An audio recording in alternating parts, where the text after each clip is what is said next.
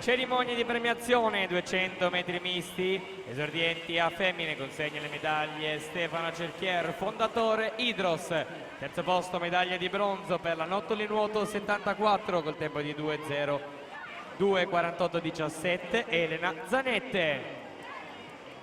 Secondo posto medaglia d'argento per la Rana Azzurra Conigliano col tempo di 2:47:44 Matilde Dalmas. Primo posto vince medaglia d'oro per i colori dell'Arca Nuoto col tempo di 02:44:65 Giada Solmi.